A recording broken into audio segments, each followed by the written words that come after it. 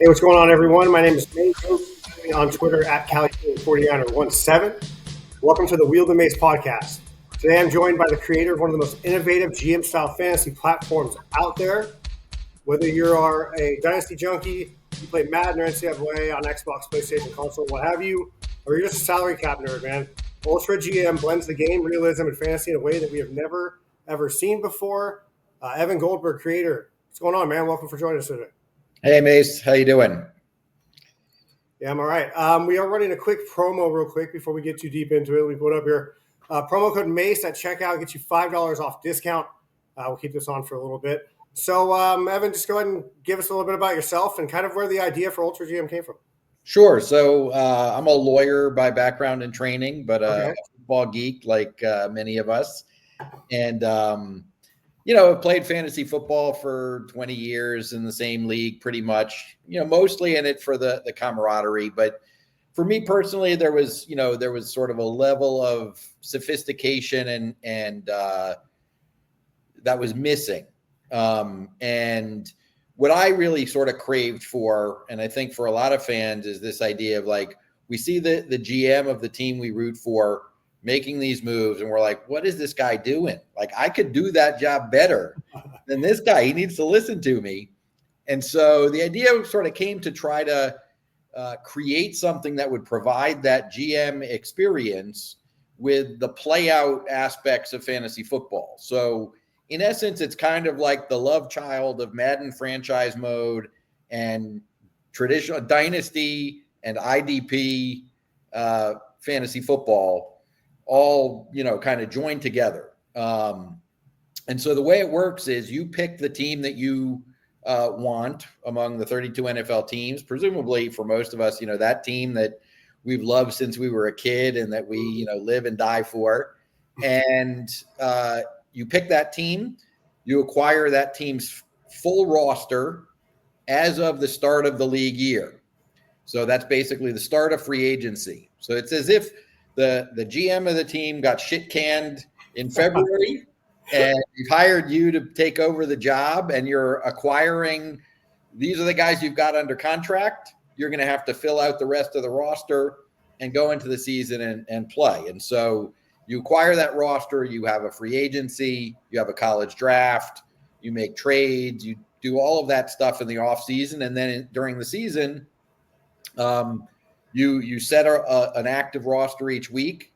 It's, as I said, it's a full 53-man roster plus a practice squad. So in season, you can, work the bottom of your roster through practice squad maneuvers and acquisitions. And then it plays out fantasy football style with scoring for all positions.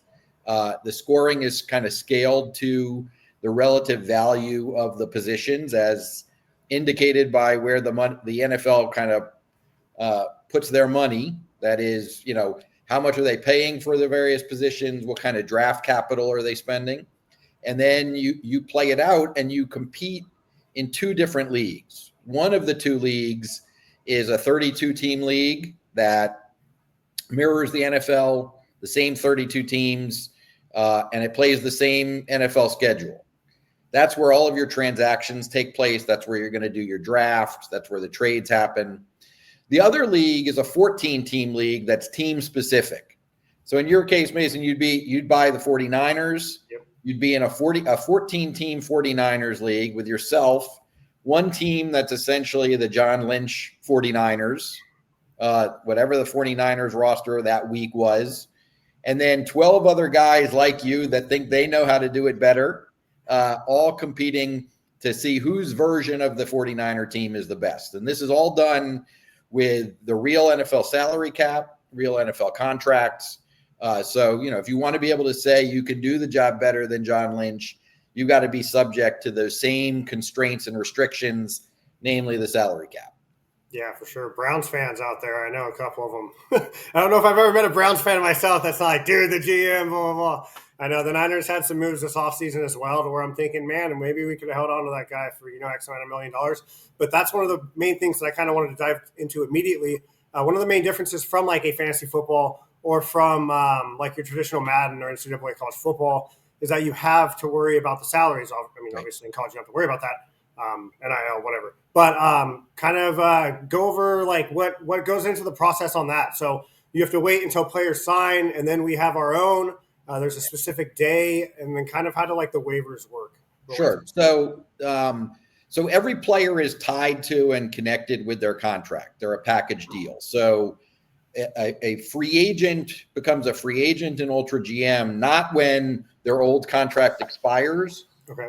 After the old contract expires, and then they sign a new contract. And then that player and the new contract together are available to be bid on with your fake money kind of pool. Okay.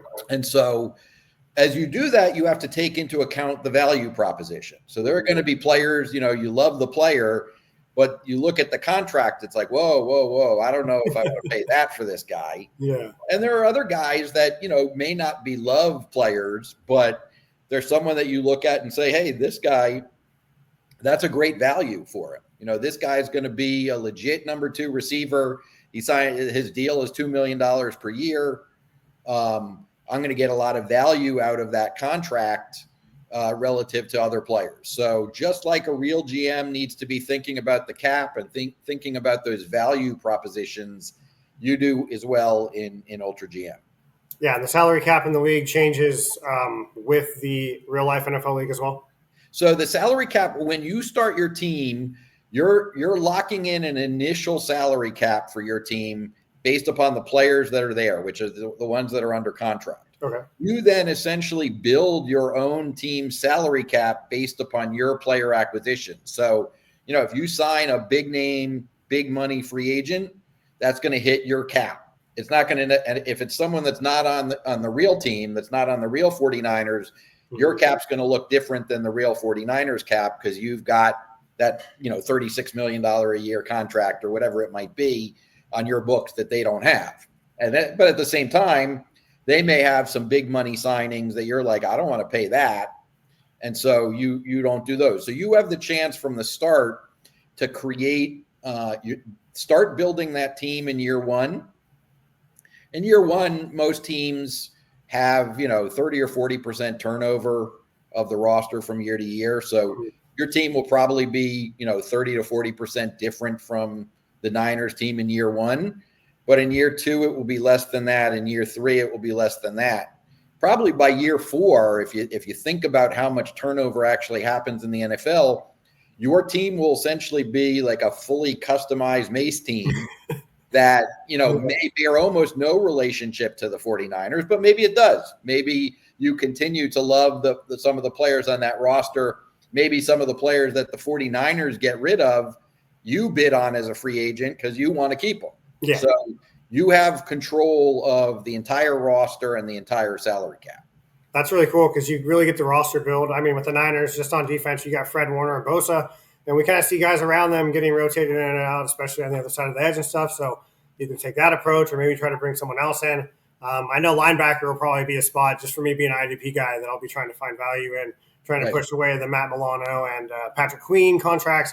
Maybe get like a Troy Anderson or, a Christian Elias or something like that contract. So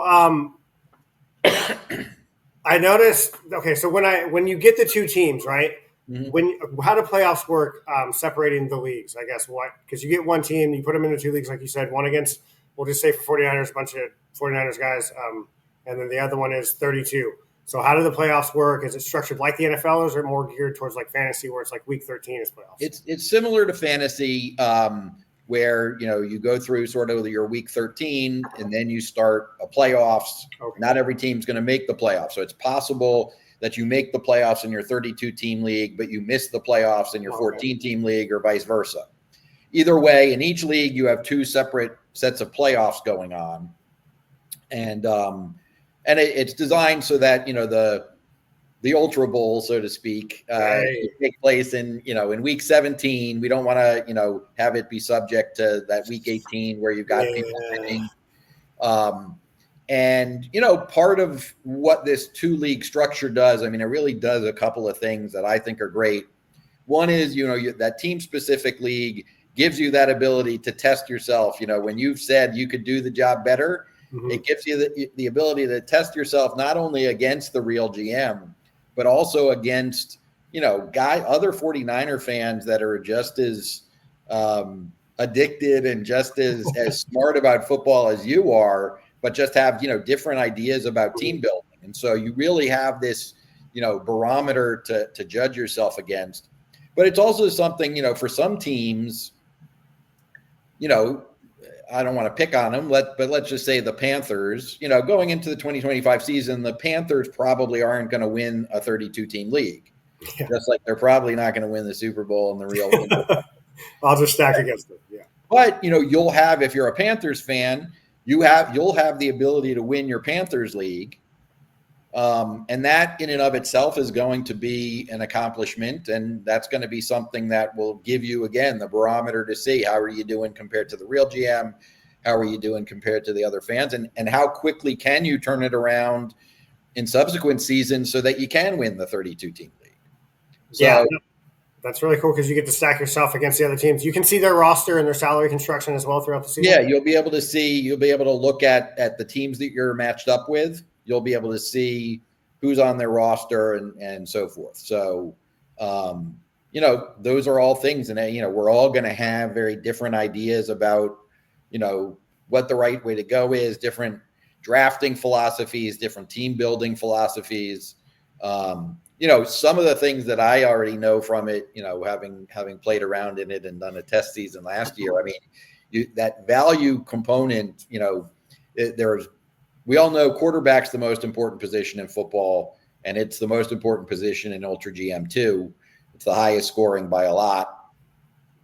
But quarterbacks get paid a huge amount of money. Mm-hmm. And so, those teams that have a really good quarterback on a rookie contract are getting a huge amount of value out of that. And so you start seeing, as I look at these numbers and break them down in terms of, sort of points scored in our system per $1 million of cap hit, your rookie or Jaden Daniels or even a Bo Nix or whatever. I mean, those guys are scoring per unit of cap hit well better than a Lamar Jackson or a Josh Allen does, because it's a huge value. And you realize, it frees up $40 million in today's NFL to spend on other positions. And so, there are cues like that in the team building process that are interesting. That's not to say you want to, if you've got Lamar Jackson, doesn't mean you want to get rid of Lamar Jackson. No, for sure. Just that you realize, if he wasn't getting paid so much, we'd have all this extra money to spend on other positions. So yeah, well, it's just like in real life. The Niners kind of had a Super Bowl window there for a while with Brock Purdy on the rookie contract. Right. Washington, dude, we saw last year, Jaden Daniels came out super hot, had a great year. Washington owners, they might not have to go out and get that Deebo Samuel contract, right? They can maybe try to pick up someone else or try to move that money around to help on defense too. So that's really good. But so speaking of that kind of strategy, where do you think the most strategy comes out? Do you think it's in the draft? Do you think it's in selecting a team? Do you think it's in waiver movement during the season? So I think it probably is in the draft, but somewhat for the same reason we just talked about, because the draft is your pool of cheap labor and young labor. And so, it becomes that important because when you have those hits, like in previous years, you mentioned Brock Purdy, right? The production that the Niners got for a few years for Brock Purdy, based, compared to his contract was crazy.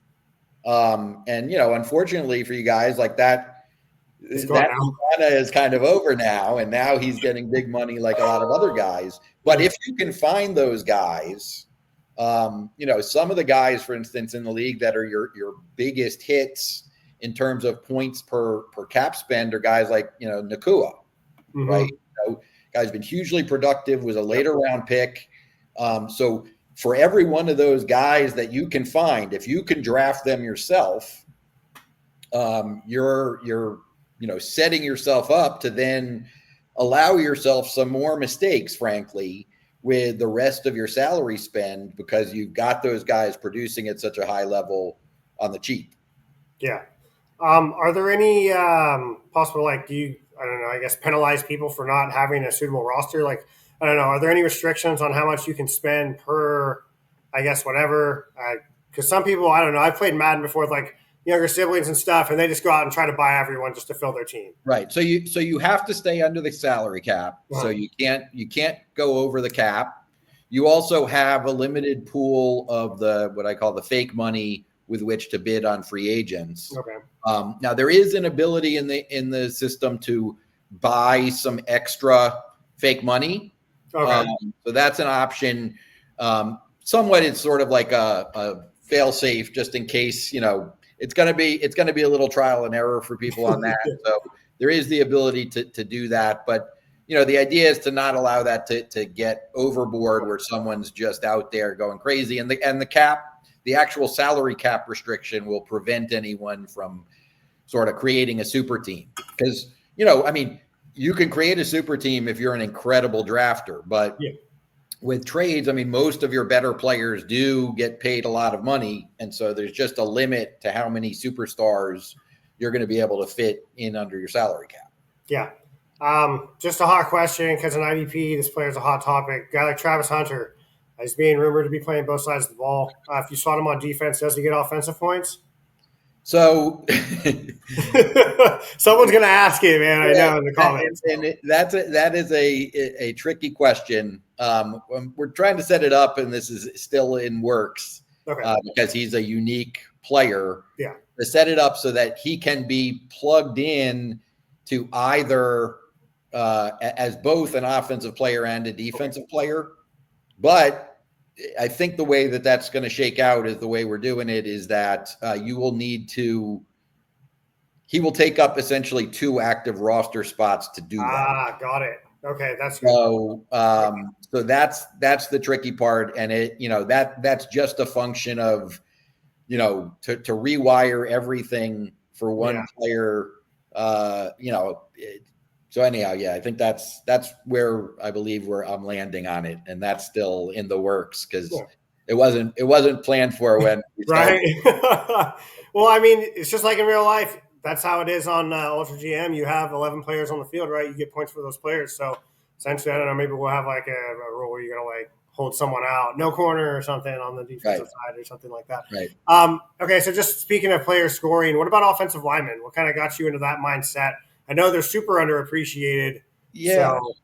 Yeah. Part of it was that, I think we all recognize, offensive line is super important in the real NFL. It's, for a lot of people, it's, you build with the trenches. That's where you almost want to start, because it makes everything easier for everyone. And they've, frankly, traditionally been, not even a redheaded stepchild. Like they've just been kicked out of the house entirely from fantasy football. So, so it's important for football. It also, I think, is important, when you think about a draft and going into the draft with this, they are an important part of the game. So to have your draft be a realistic draft that reflects reality, there's going to be a bunch of offensive linemen taken. So, and they're not, some people have asked me, well, am I still going to prefer to want to sort of emphasize skill position players because they'll score more? And the answer to that is no. In our system, as I mentioned, the positional scoring is scaled to the way the NFL perceives value based on salaries and draft capital. So, quarterback's most valuable and most important. Everyone agrees on that.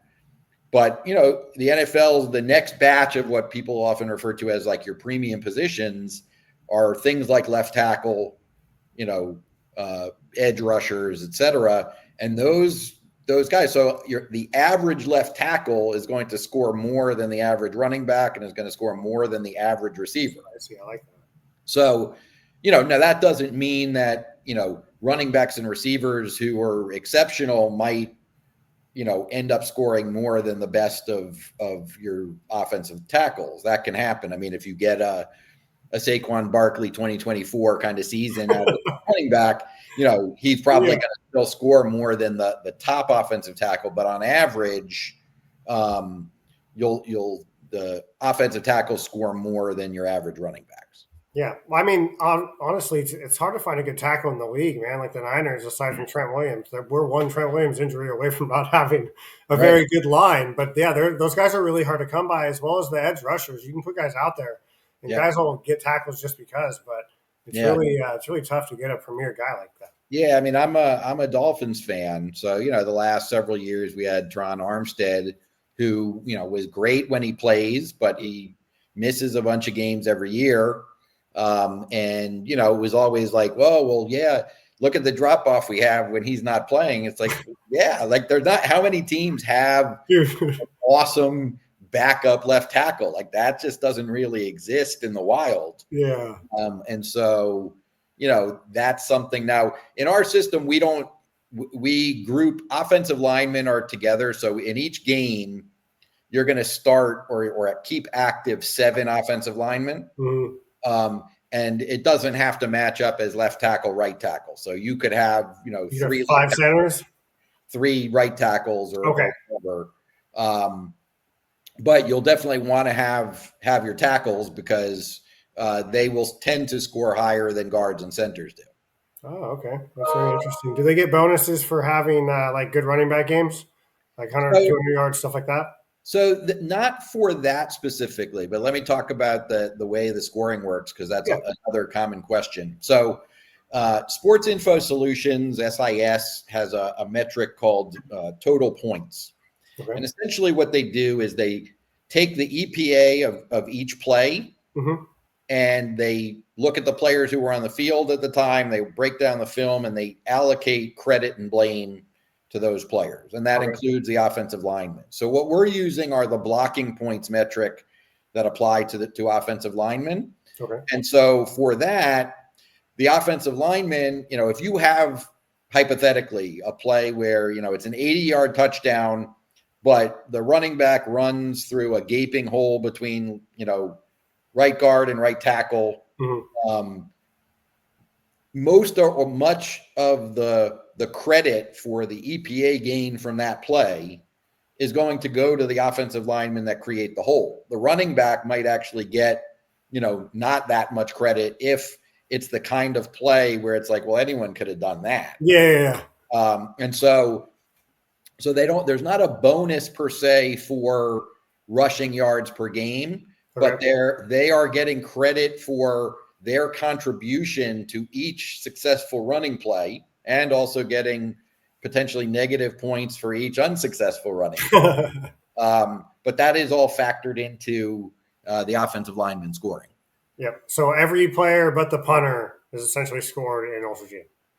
No, even the punter gets even scored. The punter is scored a tiny little amount for the punter. It's not going to be a game changer. The one position where I had to draw the line at long snapper. That's okay.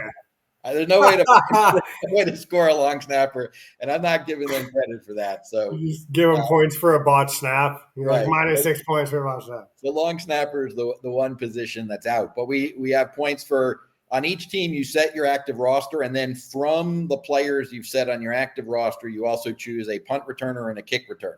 Okay. So if you have a guy that plays real snaps, that's kind of easy for you. You just, set that guy as your designated returner for whichever one. If you've got a team that's got, where the returner or you have a returner that's notable, you may need to save a roster spot. So if he happens to be a receiver, you may want to save one of your receiver roster spots for that guy to be a returner. Like a Gunnar Olenowski or something like that. If you have a guy like Mason. Like, old school Devin Hester or whatever, wasn't giving you a whole lot as a receiver, was giving you a lot as a returner, certainly enough to be worth, starting each week.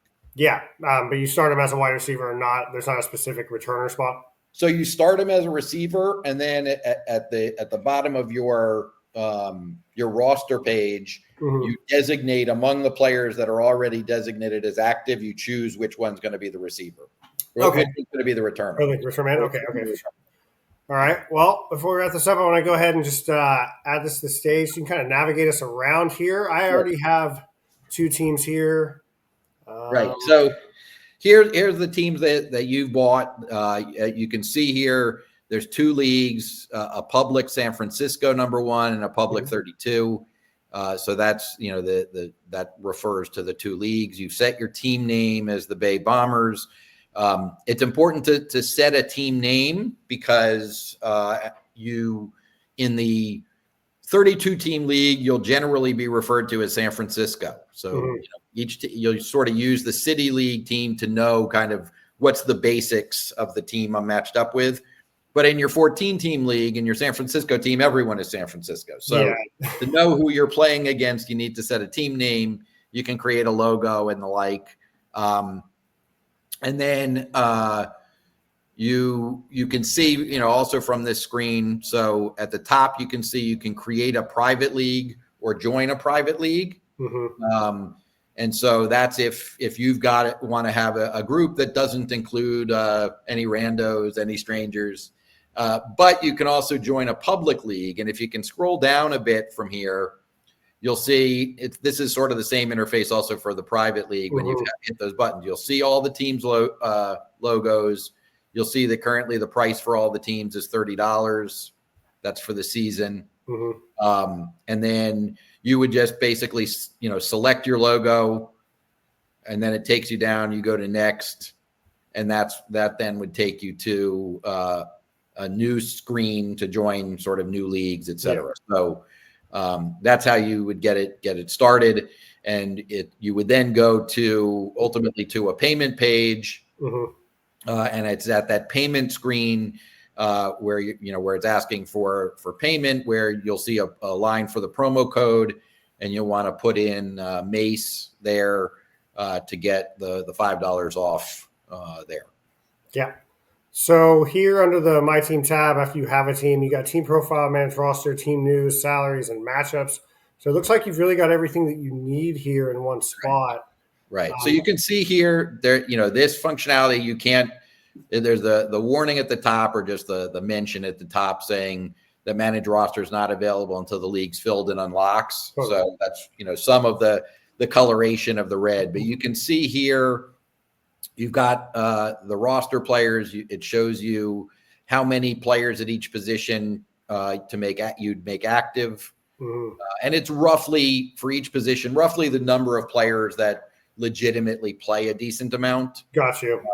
So, different teams. Some teams may play more tight ends. Some may play more receivers, but it's kind of a general average. You'll also see on this page, there's information about injuries. Yeah, that's nice. It tells you, right up, like, if the guy has an injury. It also shows you their depth chart, where they are on the depth chart.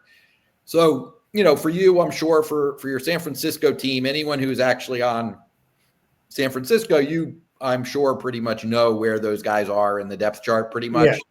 But when if you acquire players that are actually on other NFL teams, that may be less apparent to you. You want to know when you're setting your roster, hey, is this guy going to play? And so if you look at it and you see he's wide receiver 6, probably not. Yeah, wide receiver 9. Maybe I shouldn't put this guy in my active roster. If you see he's wide receiver 2, you probably will.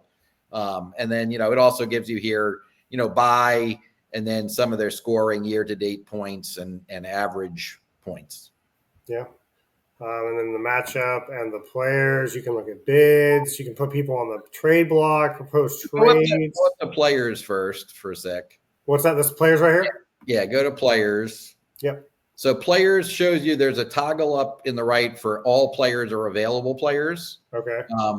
But and so you can see available means that they can be, signed or acquired if they're, and this is showing it. So in part based upon who is or isn't in your league. When the league locks, you'll see this will show a little bit differently. For example, Patrick Mahomes and Dak Prescott, those guys aren't going to be there. Yeah.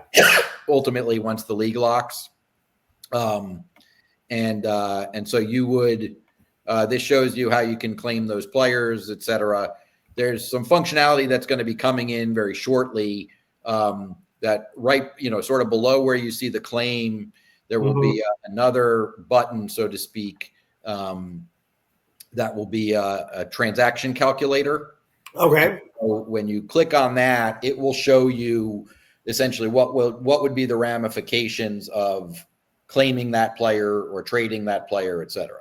as far as like your roster and salary construction goes. Exactly. So specific to your team, it will tell you, okay, you're signing this guy. You're not going to have to pay the remainder of his base salary for this year, but you are going to get a dead cap hit of X amount.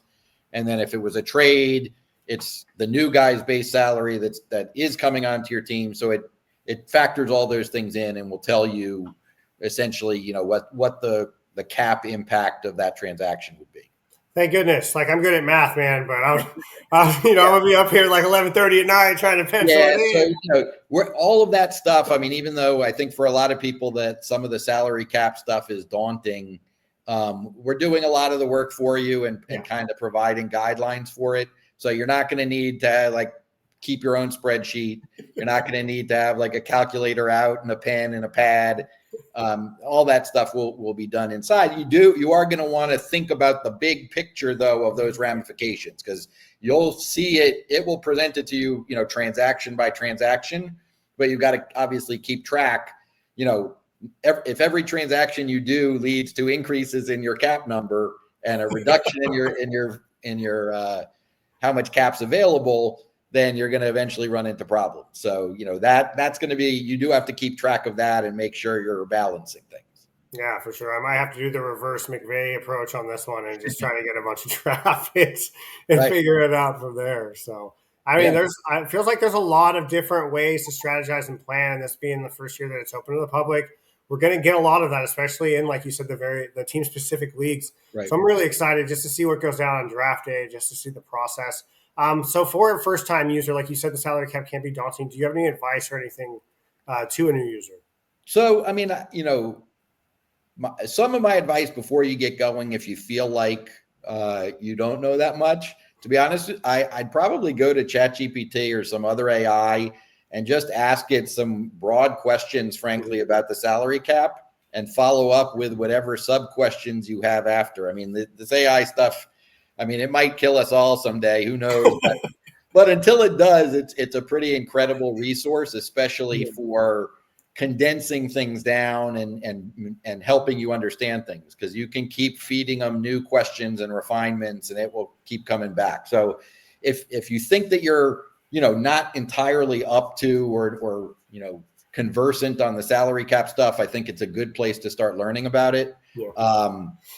And then, frankly, I hope people aren't too daunted by the salary cap stuff, because, at the end of the day, this is all fun.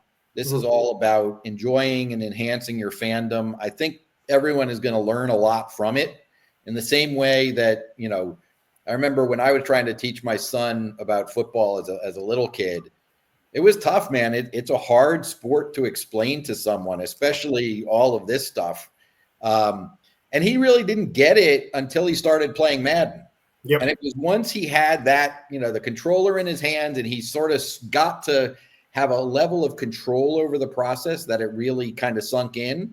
And I think this will be the same for a lot of us, as adults, for the GM and team management components. I think you'll learn a lot from having to face individual decisions about players and moves and how that's going to affect the big picture. So, but coming back to where I was starting to go with that was, at the end of the day, it's all fun. I think you're going to learn a lot. You'll have the competition with your brother, your friends, etc.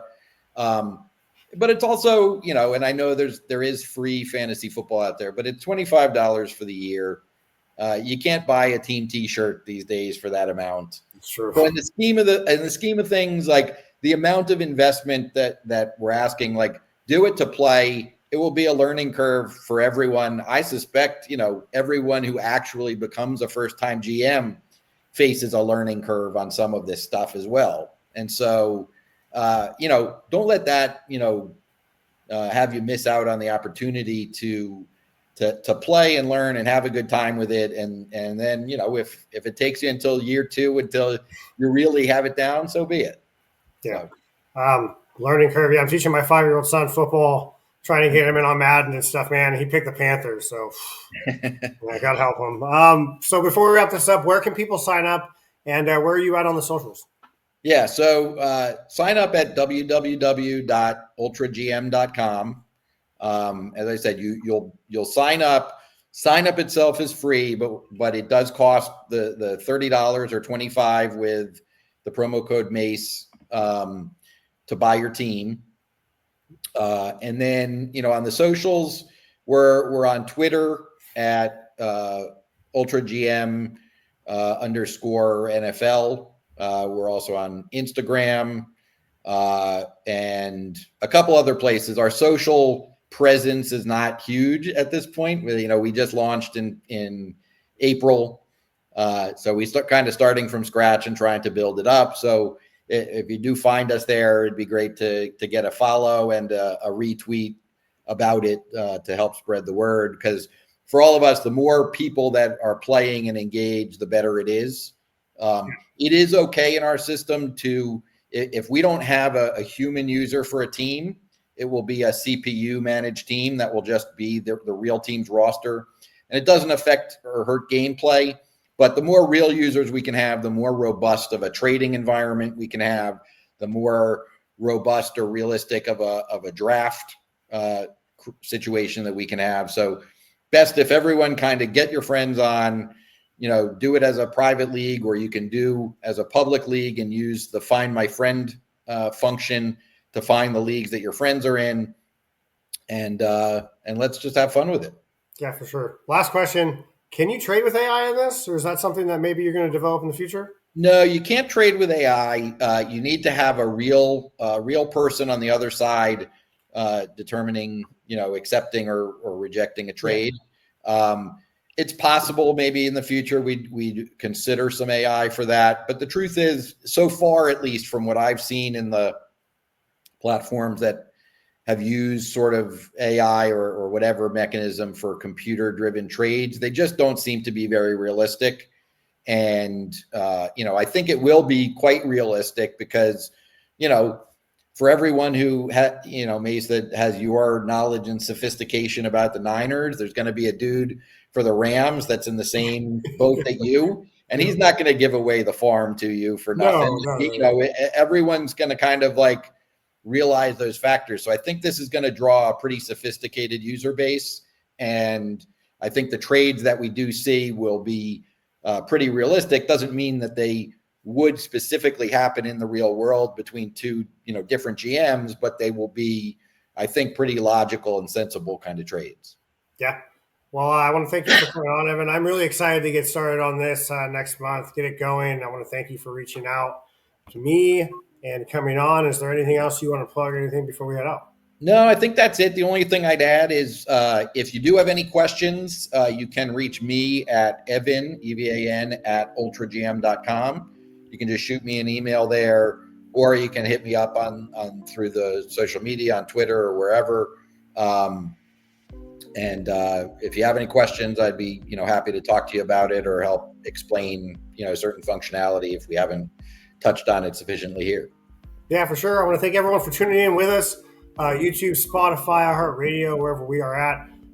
Thanks to Evan Goldberg for hooking us up with the information and how to sign up on UltraGM. Excited to get out there and do that. And don't forget to subscribe and follow both UltraGM and us here at the RPO Network. Get involved in their community, get involved in ours. Let's mix it up and kind of see what happens. Thank you again, Evan, and thank you to our viewers. We'll see you guys next time. Have a good one. Great talking to you.